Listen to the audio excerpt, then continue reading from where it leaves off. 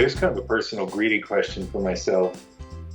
We Our family rents from a relative, and they're a relative that we really trust. They've been like more super generous to our family, and they have no reason.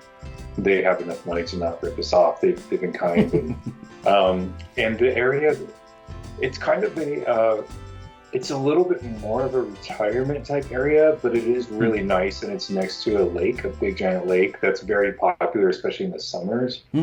The wintertime is, and I think this is relevant to my question, the wintertime, it's very snowy.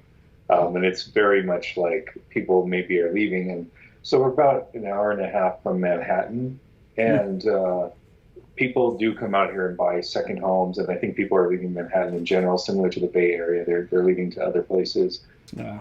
So I think the appreciation of this area will continue to go up. And the homes all around here continue to go up, and just being really close to the lake. So my question is it worth considering buying a first home from a relative just for the sake of possibly having some lesser fees and the trust and not having to do the research, knowing that the property has been inspected, and there's nothing major wrong with it to your knowledge? Do you have any thoughts on that based on the limited info that I gave you? Yeah, for sure. I don't have any problem with doing deals with family members. I think that you should, if you do a deal with a family member, you should do it as if they're not a family member, right? And if they have issues with that, you got to figure out why there's issues with that, right? So like, if you're going to sit down and you're going to be like, okay, we're going to purchase this home, we're going to get a mortgage. You know, anytime you go get a mortgage, they're already going to require you to do a bunch of stuff. You know what I mean? Like, they're going to want inspections. It doesn't matter whether or not you think that it's fine. That's true. Right? It's because they want to know, and they don't know you guys, right?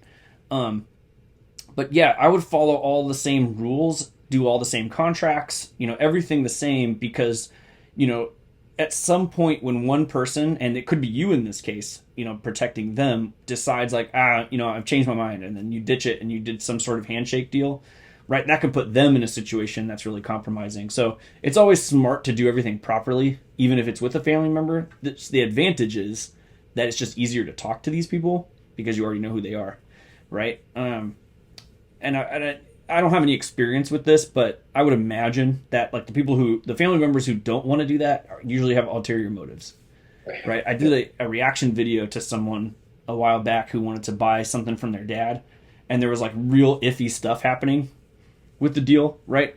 And I think that what it was that the dad like wanted the daughter to pay for the property, but didn't want to sign the property over to her, like wanted to keep ownership of it himself, right? Well, that's real shady. Like, why would you put your daughter in a position like that, right? Like, even you could say, like, okay, in the future, like, I will take care of her, and she'll get it when I die, it'll be fine, but, like, how much stuff could happen in between now and then, right? And then you get desperate, and then you just sort of, like, steamroll your own daughter. You know what I mean? I don't know. It's just not a good position to put yourself in. But, oh, go ahead. I'm sorry. Oh, yeah, no, I was going to say, I totally agree with that principle. Friends or family with business, just, it's the trusted but verified type of thing. And for both people's sake, and something weird comes up, you say, oh, we just default to the thing. We kind of have to. Yeah. But you were going to say something. Yeah, I was going to say, the other thing I would consider is, like, you have to know that you have a personal bias now, right? Because you already live I'm assuming you live in this property, right? Yeah. I don't know if you said that or not, but I'm assuming that's what you're talking about. You live in the property, and then you're renting it from them, and you're going to purchase it at some point. You like the area, right? But you have a personal bias now because you're already living there, which means that it's going to be real easy for you to mentally skip information that doesn't work with what you're already trying to accomplish. Does that make sense?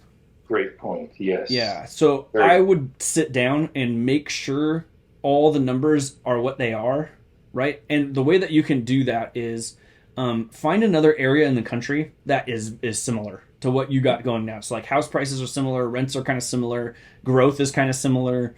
I don't know of places that are like that, but maybe places in Michigan might be like that, or something kind of similar outside of Chicago, because you're kind of outside of New York. It's kind of the same idea, right?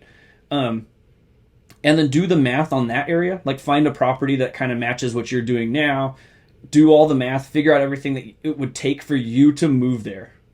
and for it to financially make sense. And then you have to really tell yourself, like, would I actually do this, at some point? Like, if I really wanted to move there, like, does the math work?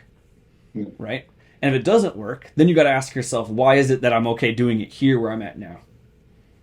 Great. Like, what's the difference? Right.